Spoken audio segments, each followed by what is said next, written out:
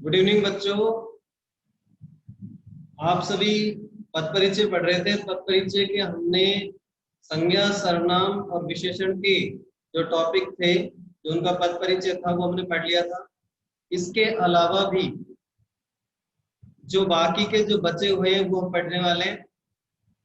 ठीक है, तो पद परिचय के हम जो बाकी के टॉपिक हैं उनको पढ़ेंगे। जैसे उसमें क्रिया का भी है, उसमें अव्यय के भी हैं। ठीक है, लेकिन उससे पहले हम विशेषण को एक बार फिर से करने वाले हैं। इसको दोबारा देख लीजिए आप। विशेषण शब्द का पद परिचय एक बार फिर से बता रहा हूँ, ताकि इसमें किसी प्रकार की कोई दिक्कत नहीं आए। तो देखिए, विशेषण शब्द का पद परिचय। देखो यहाँ पर साफ साफ हमें पता है, हमें बहुत अच्छे से पता है कि विशेषण किसे कहते हैं। हम विशेषण का मतलब होता है विशेषता बतलाने वाला शब्द। विशेषण से मतलब होता है विशेषता बतलाने वाला शब्द होता है। ठीक है, तो यहाँ पर उस विशेषण शब्द का ही हमें परिचय देना है। ठीक है, उस विशेषण शब्द का ही हमें यहाँ पर परिचय देना है, उसी के बारे में हम चर्चा करेंगे। तो देखिए, विशेषण के अंदर हमें कौन कौन से बिंदुओं का पद परिचय देना होता है वो आपके सामने। इसमें सबसे पहले फर्स्ट पर है विशेषण का प्रकार। सबसे पहले हमें विशेषण का प्रकार बताना होगा कि वो गुणवाचक है, वो परिमाणवाचक है, वो संख्यावाचक है, या फिर वो क्या है वहां पर सार्वनामिक या संकेतवाचक विशेषण है। इनमें से हमें उसका प्रकार छांटना होगा, उसे बताना होगा। ठीक है, ये बात आप बहुत अच्छे से जानते हैं कि परिमाण के अंदर तो हम मात्रा की बात करते हैं, नाप तोल की नाप तोल की बात करते हैं, बिल्कुल सही है। संख्यावाचक में संख्या की बात करेंगे। ठीक है, गुणवाचक में किसकी बात करते हैं भाई? रूप रंग आकार की सब व्यक्तियों की गुण गुण रूप रंग आकार की व्यक्ति के रूप आकार की बिल्कुल सही है। व्यक्तियों के या वस्तुओं के गुण रूप रंग की बात करते हैं हम गुणवाचक में। ठीक है, संख्यावाचक में संख्याओं की बात संख्या करते की हैं। बात करेंगे। और परिमाण परिमाण में में सर नाप तोल। आवाज कट रही है। अब आ रही है? आप लोग सुने अच्छे से, आवाज आएगी। ठीक है, सार्वनामिक विशेषण की बात करते हैं। सार्वनामिक विशेषण क्या होता है, इसी को अच्छे से देखो। इसमें क्या होता है, संज्ञा शब्द होता है एक वाक्य के अंदर, और उससे जस्ट पहले एक सर्वनाम आता है। वो जो सर्वनाम शब्द है ना, वो संज्ञा के विशेषण के रूप में प्रयुक्त होता है, इसलिए हम इस सर्वनाम शब्द को सार्वनामिक विशेषण कहते हैं। क्लियर है? सार्वनामिक विशेषण का पता चल गया? सर एक बार दोबारा बताना। दोबारा सुन लो। देखो, एक एग्जांपल के जरिए बता देता हूं आपको। सार्वनामिक विशेषण का एग्जांपल दे देता हूं। यह है मेरा घर है, यह मेरा घर है। ठीक है, देखो यहाँ पर संज्ञा शब्द कौन सा है? घर। संज्ञा शब्द घर। ठीक है, इससे पहले क्या आ रहा है? सर्वनाम आ रहा है।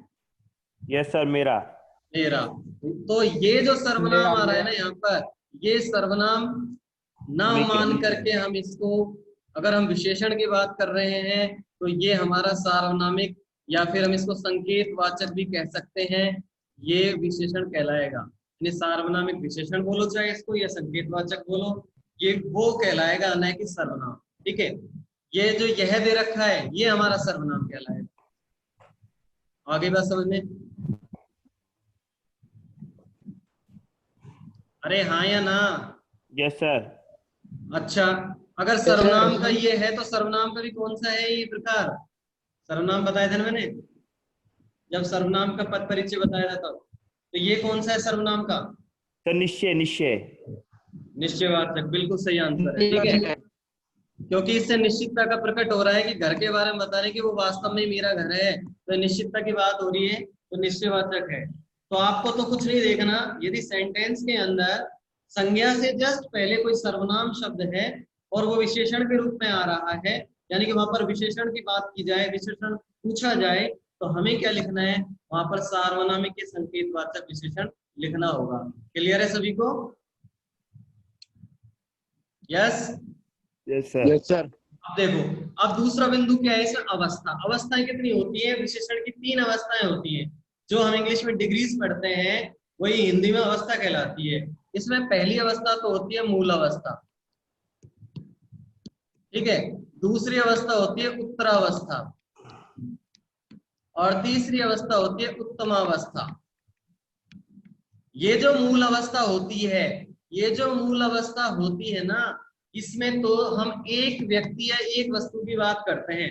इसमें केवल एक ही व्यक्ति या एक ही वस्तु होता है उस वाक्य के अंदर, और ये एक सिंपल सेंटेंस होता है। क्लियर? उत्तरावस्था क्या होता है? उत्तरावस्था का मतलब होता है कंपेरेटिव डिग्री, यानी कंपेयरिंग करना। अब इसमें एक व्यक्ति नए होकर के यहाँ 2 व्यक्ति होते हैं या 2 वस्तु होती है, ठीक है। यानी एक व्यक्ति का दूसरे व्यक्ति से, एक वस्तु का दूसरी वस्तु से जब हम कंपेयर करते हैं तो वो उत्तरावस्था होती है। क्लियर? और उत्तम अवस्था कहाँ होती है? जब जहां पर बहुत सारे हों, जहां पर बहुत सारे व्यक्ति हों, बहुत सारे व्यक्ति हों या फिर वस्तुएं हों, ठीक है, और उनमें से किसी एक को श्रेष्ठ बताया जाए, बहुत सारों में से किसी एक को अच्छा बताया जाए, तो वहां होती है उत्तम अवस्था। क्लियर? क्लियर है सभी को? Yes sir. एग्जाम्पल देके बताओ क्या आ गया? एग्जाम्पल दे देता हूं। मैं आपसे कहता हूं कि राम अच्छा है। राम, यहाँ पर एक सिंगल पर्सन की बात हो रही है, तो ये तो होगी मूल अवस्था। अब मैं इसमें लिख दूं कि राम मोहन से अच्छा है। मोहन से अच्छा है, तो कितने उत्तरावस्था। पर्सन थे?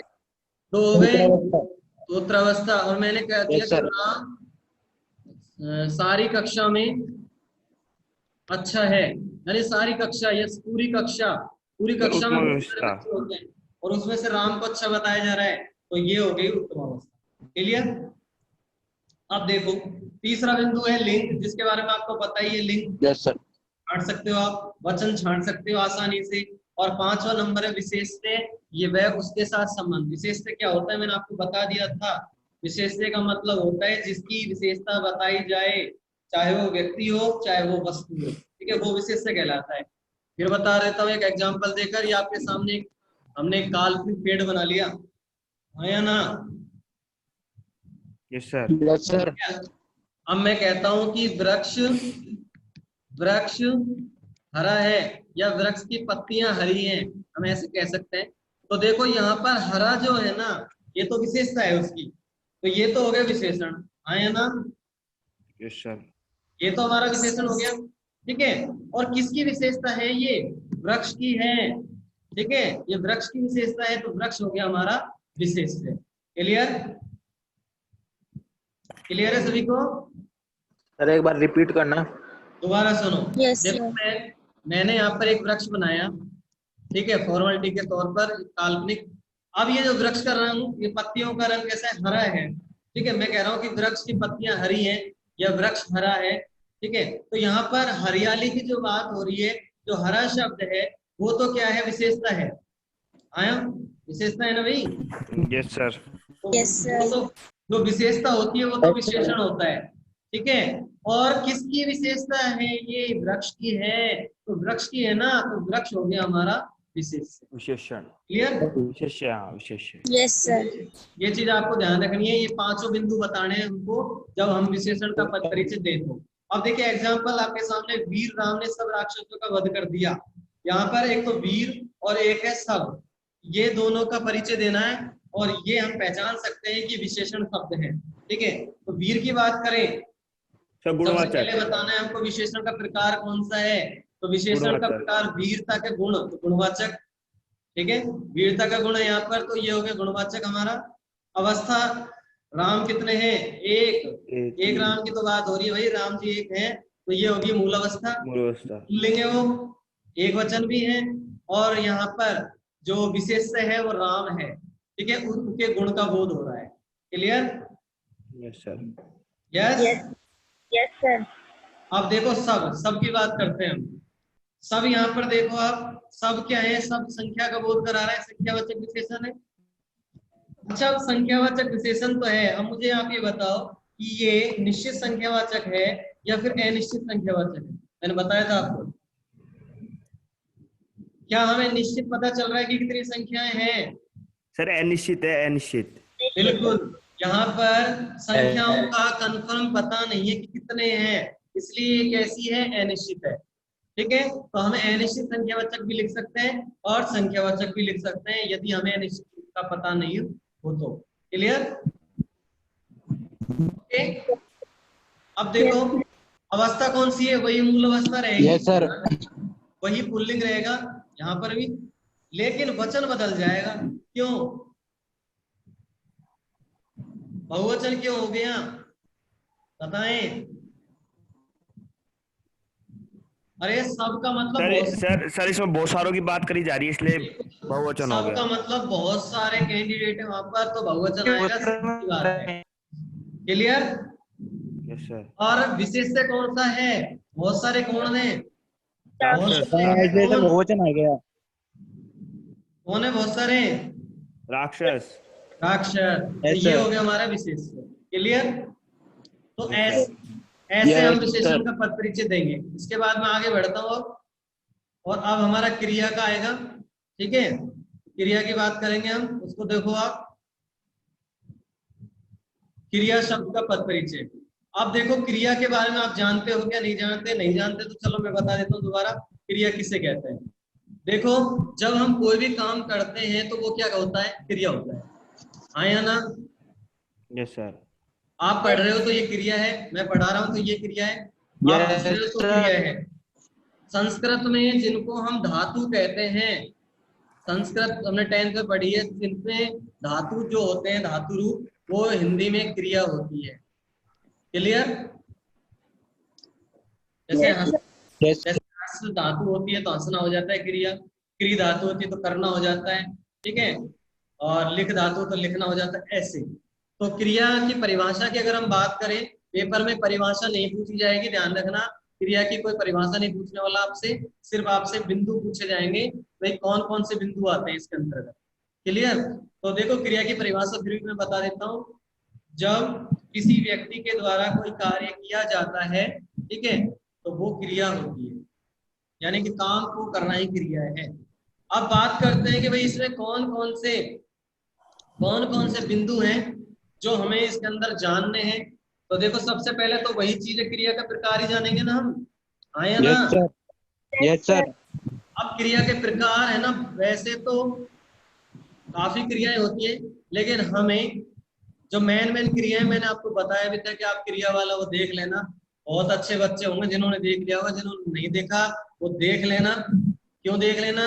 क्योंकि दिक्कत आएगी आपको फिर क्रिया पहचानने में। मैं तो आपको बता दूंगा शॉर्ट रूप में, लेकिन बाद में अच्छे से समझना है तो उसमें जाकर आप देख लेना। क्लियर? वीडियोज में जाकर। तो देखो यहाँ पर क्रिया की मैं बात करता हूँ कि भाई क्रिया के प्रकार कितने होते हैं। तो देखो मुख्य रूप से तो क्रिया दो प्रकार की होती है, एक तो होती है अकर्मक, और एक सकर्मक। 10th में पढ़ चुके हो आप इसको। अकर्मक का मतलब होता है जिसमें कर्म नहीं होता, यानी कि कोई काम नहीं होता। सकर्मक का मतलब होता है जिसमें कर्म होता है। ठीक है, अब इनकी पहचान कैसे करें हम कि कौन सी अकर्मक है कौन सी सकर्मक? इसके लिए हमें क्या करना है, हमें क्रिया, जो वाक्य के अंत में शब्द होता है ना क्रिया का, उससे जस्ट पहले यहाँ पर एक क्वेश्चन पूछना है, और वो क्वेश्चन का है क्या, इंग्लिश में बोलते हैं व्हाट। ठीक है, अगर हमें आंसर सही मिलता है, सही पॉजिटिव आंसर मिलता है तो सकर्मक क्रिया होगी, नेगेटिव आंसर मिलता है तो अकर्मक क्रिया होगी। क्लियर? Yes sir. ठीक है, अब देखो ये दो क्रियाएं होती है, अलावा भी और भी क्रियाएं, अन्य क्रियाएं, तो देखो उसमें बहुत सारी क्रिया आ जाती है हमारी, लेकिन मुख्यतः आप है ना अकर्मक सकर्मक को ही लिखना ज्यादातर तो। ठीक है, और भी क्रियाएं वैसे प्रेरणार्थक क्रिया होती है, भाई एक थोड़ा थोड़ा बता देता हूँ चलो आपको, वैसे आपको भी एक तो होती है प्रेरणार्थक। प्रेरणार्थक में प्रेरणा दी जाती है एक व्यक्ति को दूसरे व्यक्ति के लिए, एक व्यक्ति दूसरे को मोटिव करता है, उसमें मोटिवेशन की बात होती है उसमें। ठीक है, एक होती है संयुक्त क्रिया। संयुक्त क्रिया का मतलब होता है ज्वाइंट, जिसके अंदर एक से अधिक क्रियाएं जुड़ करके आती हैं। जैसे एग्जांपल बता देता हूं मैं आपको, जैसे एग्जांपल लिख दिया मैंने, रीना, जा, चुकी और होगी। अब बताओ यहाँ पर कितनी क्रियाएं हैं? 1 2 3, 3 क्रिया है। 3 क्रियाएं। तो यहाँ पर 3 क्रिया हो गई, एक से अधिक क्रिया आएंगी ना तो वहां होती है संयुक्त क्रिया। ध्यान रखोगे? Yes sir. अब और भी बहुत सारी क्रियाएं, ठीक है, तो वो आप कहां से देख लोगे? आपको पता है, बता रखा है मैंने आपको, देख लोगे? Yes sir. ठीक है, आगे बढ़ रहा हूं मैं। अब बताना है हमको वचन। वचन आप बता दोगे? लिंग बता दोगे? Yes sir. अरे हाँ या ना? Yes sir. हाँ, जब पूछा जाए जब तो आंसर दिया करो फटाफट से। और वाच्य, अब वाच्य क्या होते हैं? 10th क्लास में पढ़े ना वाच्य? पढ़े? भूल गए? चलो मैं यस बता सर। दूं। एक तो होता है कर्तृवाच्य, एक होता है कर्मवाच्य, ठीक है, और एक होता है भाववाच्य। याद आया कुछ? Yes sir. कर्तृवाच्य का मतलब होता है जिसमें कर्ता प्रधान होता है, क्रिया क्रिया जो होती है वो कर्ता के अकॉर्डिंग होती है, ठीक है। और कर्मवाच्य वो होता है जिसमें कर्म प्रधान होता है, क्रिया कर्म के अकॉर्डिंग होती है। और भाववाच्य वो होता है जहां पर क्रिया भाव के अकॉर्डिंग चलता है, यानी कि उसमें भाव की प्रधानता होती है। अब सुनो अच्छे से, इसको पहचानना है। यदि हमें इसको पहचानना है तो इसमें अकर्मक सकर्मक दोनों वाक्य आते हैं, ठीक है, लेकिन कर्ता के अनुसार ही क्रिया के लिंग वचन होंगे। इसको पहचानना है तो इसमें केवल सकर्मक वाक्य ही आते हैं, अकर्मक नहीं आएंगे कर्मवाच्य में। और जो सकर्मक जो वाक्य होंगे ना, उनमें से, द्वारा या के द्वारा ये लग करके आते हैं, ये कारक के चिन्ह जुड़ करके आते हैं करण कारक के। और यदि इसको पहचानना है ना हमको, तो इसमें ये से द्वारा के द्वारा तो आते हैं, लेकिन सकर्मक क्रिया में नहीं आते, वो अकर्मक वाक्यों में आते हैं। ये आप ये लिख लेना, इसको चाहे नोट कर लेना। इसमें तो अकर्मक सकर्मक दोनों तरीके के वाक्य आते हैं, इसमें तो अकर्मक और सकर्मक दोनों ही आते हैं भाई, ठीक है। और इसमें केवल सकर्मक ही आते हैं वाक्य, और इसमें केवल अकर्मक ही आते हैं, ठीक है। इनसे हमें पहचान करनी है इसकी। इनका यूज इसके साथ करेंगे तो सकर्मक वाक्यों में करेंगे, इनका यूज इसमें करेंगे तो अकर्मक वाक्यों में करेंगे। क्लियर है सभी को? यस। Yes sir. अब बात करते हैं आगे हम। अब देखो काल, काल क्या होता है? काल आपको बहुत अच्छे से पता है, वर्तमान काल, भूतकाल और भविष्य भविष्यकाल। काल। इनके भी भेद होते हैं, लेकिन भेदों पर मत जाओ, हमें इन तीनों पर याद रखना है बस। इनको याद रख लेना आपको कि बात वर्तमान काल की हो रही है, भूतकाल की हो रही है, फिर भविष्य की होने वाली है। क्लियर? अब देखो, काल के बाद क्या है? वाक्य में अन्य शब्दों के साथ संबंध को बतलाया जाता है। वाक्य में प्रयुक्त अन्य शब्दों के साथ संबंध बतलाया जाता है कि भाई किसका किसके साथ क्या संबंध है, ठीक है। कौन सा कर्ता है, कौन कर्म है, ये बातें हमें बतानी पड़ेगी क्रिया की, यानी क्रिया का कर्ता कौन है, क्रिया का कर्म कौन है, ये चीज हमें बतानी है, ठीक है, इस बिंदु के अंतर्गत। तो स्टार्ट करते हैं। देखो एग्जाम्पल बता रहा हूँ आपको। यहाँ पर क्रिया कौन सी है आपको दिखाई दे रही है बहुत अच्छे, मारा, राम ने राम मारा, ये क्रिया है यहाँ पर। तो देखो इसकी बात कर रहे हैं, मारा। अब मारा में क्रिया का कौन सा प्रकार है बताओ? क्या ये अकर्मक है, सकर्मक? आंसर देख के मत बताना, दिमाग लगा के बताना है। रावण मारा। राम ने रावण को मारा, अकर्मक है, सकर्मक? सर अकर्मक। आपको अकर्मक लग रहा होगा ना यहाँ से। Yes sir. अब देखो लेकिन ये सकर्मक है, कैसे?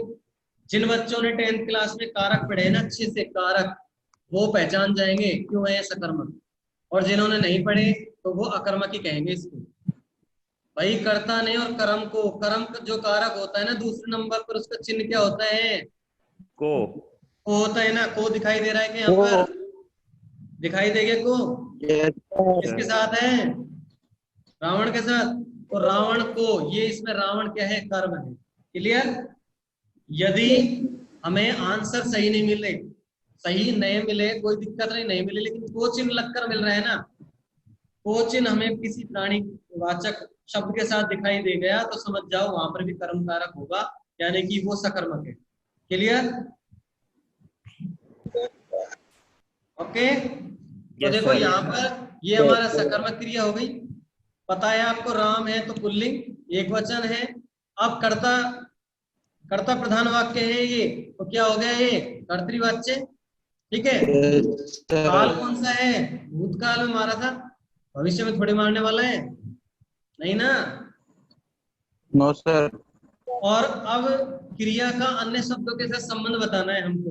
तो देखो क्रिया का अन्य शब्दों के साथ संबंध देखो आप, यहाँ पर मारा क्रिया का कर्ता तो कौन है? राम है, और कर्म कौन है? रावण है। क्लियर हो गया सबको? Yes sir. अब देखो एक दूसरा एग्जांपल, मैं सवेरे उठा, इसको तो आप कर लोगे।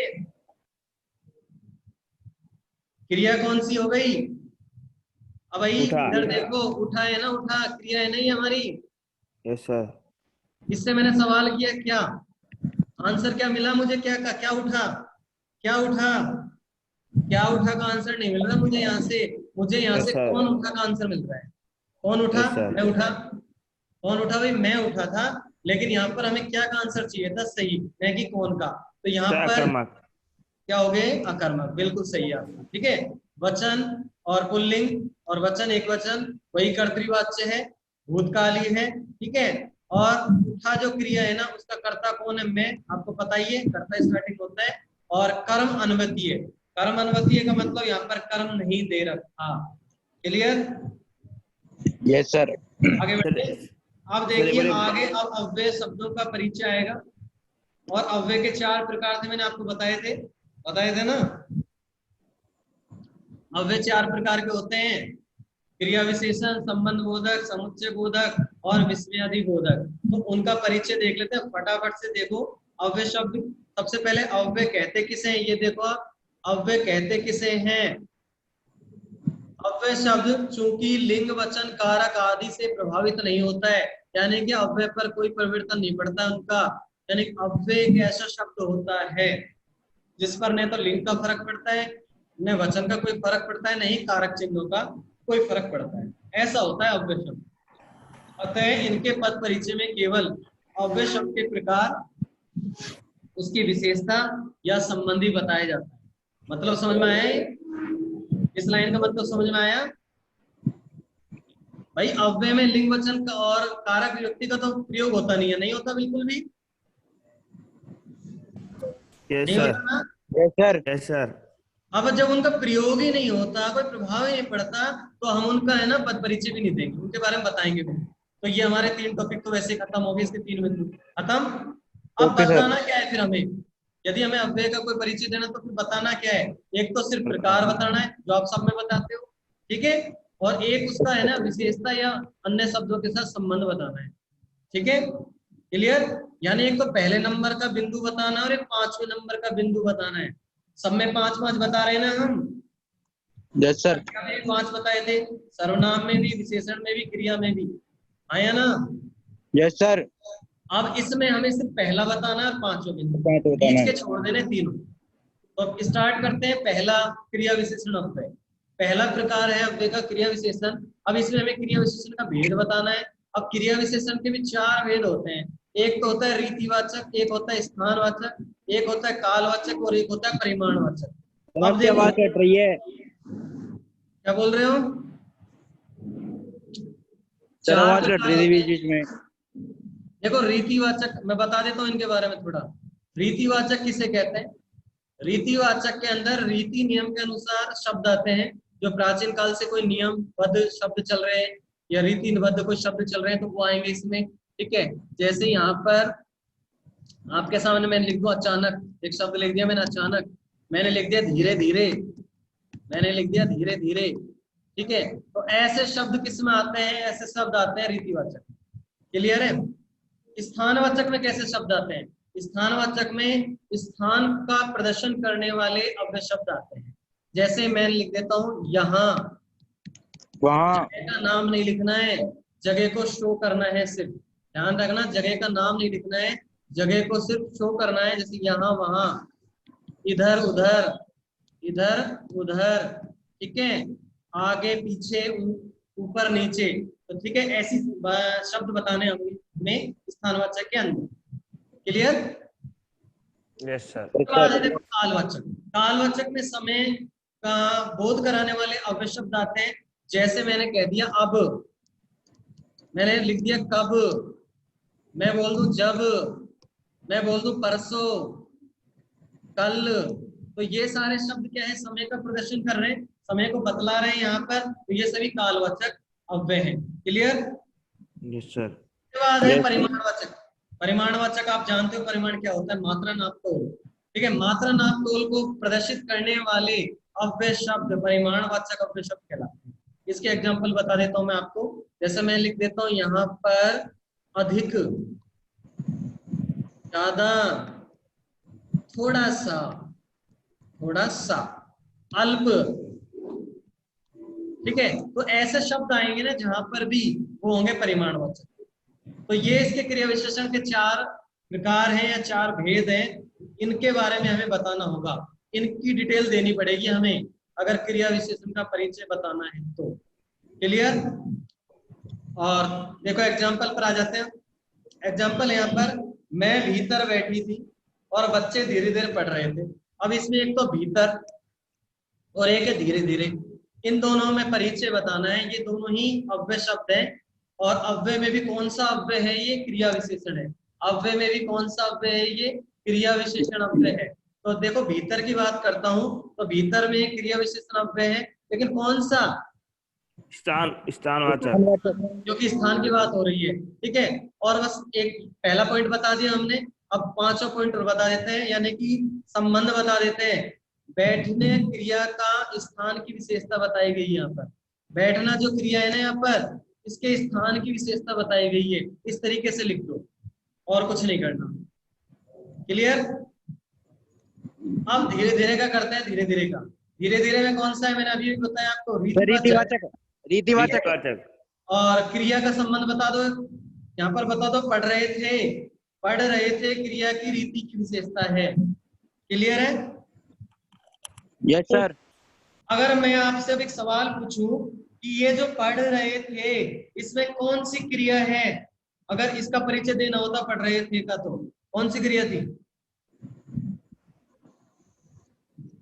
अभी बताया था मैंने थोड़ी देर पहले। जब एक साथ बहुत सारी क्रियाएं आ जाती है तो कौन सी क्रिया होगी? कौन सी क्रिया हो जाएगी? वो संयुक्त क्रिया। ध्यान रखा करो, कौन सी क्रिया हो जाएगी? संयुक्त क्रिया। अब मैं आगे बढ़ता हूं, ध्यान दें आप। अब अगला हमारा नंबर आ रहा है क्रिया विशेषण का सेकंड प्रकार कौन सा है? देखो, संबंध बोधक। संबंध बोधक क्या है? देखो, संबंध बोधक के भेद बताने और संज्ञा सर्वनाम से वही संबंध बताने, जैसे आपको अभी इसमें बताए थे आपने। तो इसमें सबसे पहले देखो, एक एग्जाम्पल दे रखा है आपके सामने। एग्जाम्पल क्या है? कुर्सी के नीचे बिल्ली बैठी है। बैठी रहने दो भाई, दूध पीना है उसको, इसलिए बैठी है। अब देखो यहाँ पर जो संबंध का प्रदर्शन कर रहे हैं वो शब्द कौन सा है? संबंध बोधक किसे कहते हैं? जो संज्ञा सर्वनाम शब्दों के बीच में एडजस्टिंग का काम करे, संबंध बिठा दे, वो शब्द होते हैं। तो कौन से शब्द है यहाँ पर? कुर्सी के, संबंध बोधक कौन सा शब्द है? के नीचे, ये संबंध बोधक शब्द है। ठीक है, अब बता दो इसमें आप क्या बताना है आपको, इसमें प्रकार बता दोगे आप। संबंध बोधक क्रिया विशेषण अव्यय है, ठीक है, और कुर्सी और बिल्ली इसके संबंधी शब्द है, यानी कुर्सी और बिल्ली के बीच में ये शब्द संबंध स्थापित कर रहा है। Clear? Yes sir. Yes, clear है ना? अब देखो, समुच्चय बोधक। समुच्चय बोधक का मतलब होता है जिसके अंदर ऐसे शब्द आएंगे जो दो उपवाक्यों को जोड़ते हैं, जो दो उपवाक्यों को जोड़ने का काम करते हैं भैया। जैसे मैंने कहा, राम आया और चला गया, ये जो और आया ना बीच में, यही समुच्चय बोधक है। क्लियर? मैंने कहा कि मैं गया तो था लेकिन मैं आ गया था, ठीक है, तो यहाँ पर जो लेकिन शब्द होगा ये हमारा समुच्चय बोधक हुआ। और भी इसके बहुत सारे एग्जाम्पल है समुच्चय बोधक के, वो आप वीडियो में देख लेना उसमें, ठीक है। अब देखो एग्जाम्पल, तुम कॉपी और किताब ले लो लेकिन फाड़ना नहीं। एग्जाम्पल आपके सामने, तुम कॉपी और किताब ले लो लेकिन उनको फाड़ना नहीं है। यहाँ पर और लेकिन, यही हमारे समुच्चय बोधक है। तो इन समुच्चय बोधक में देखो आप, और का परिचय देते हैं हम। और समुच्चय बोधक है, और कुछ मत लिखो, ये चाहे मत लिखो आप, कोई दिक्कत नहीं, ये लिखना है आपको। कॉपी किताब शब्दों का संबंध ये कर रहा है, यानी कॉपी और किताब के बीच में आया है ना ये और शब्द, इसलिए दोनों का संबंध और से है, ठीक है। अब देखो यहाँ पर, अब यहाँ पर देखो आप, लेकिन की बात हम करें, यहाँ पर हम लेकिन की बात करें तो लेकिन में कौन सा है हमारा, वही समुच्चय बोधक है। ये मत लिखो, चाहे आप ये याद नहीं रहे तो कोई फर्क नहीं पड़ रहा, ठीक है, ये मत लिखो आप, कोई फर्क नहीं पड़ रहा, हमें यही लिखना है क्या, समुच्चय बोधक, क्लियर।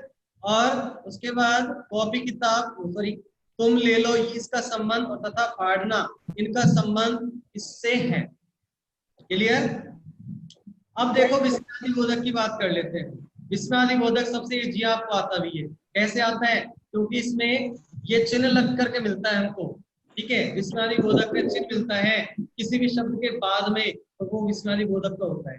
तो देखो इसमें भी हमें वही चीज बतानी है, तो पहला पॉइंट और एक पांचवा पॉइंट, भेद बताने हैं और भावों का उल्लेख करना है कि कौन सा भाव है उसमें। जैसे वह कितना सुंदर बगीचा है, ठीक मैं रोज आऊंगा, ठीक है।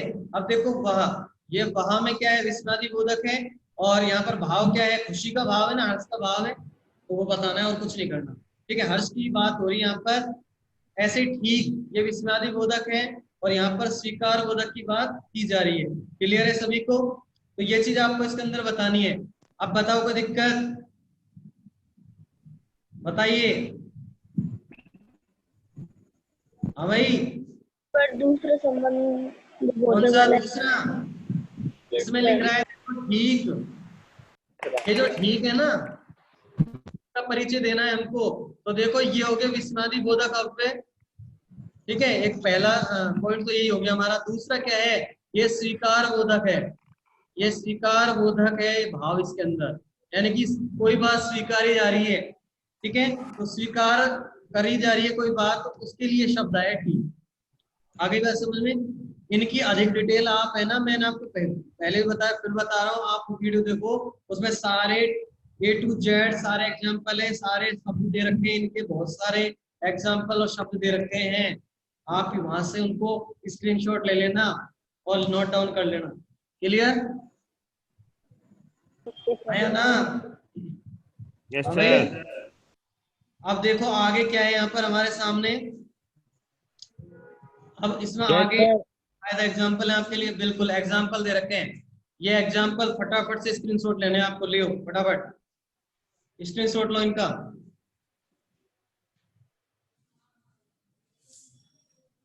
ले लिया, स्क्रीनशॉट लेना है, सिर्फ उतारना नहीं है, ठीक है, बाद में उतार लेना, स्क्रीनशॉट लो अभी तो। उतार लिया। अब अगला देखो, इसका स्क्रीनशॉट लो।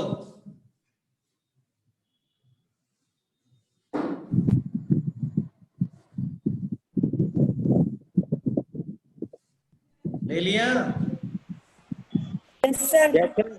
ठीक है। और देखता हूँ और भी एग्जाम्पल है कि तुम्हारे लिए, एक और है, इसका भी ले लो। ले लिया सर। ठीक है, तो ये आपको है ना अब नोटबुक में इनको लिखना है अच्छे से, क्लियर।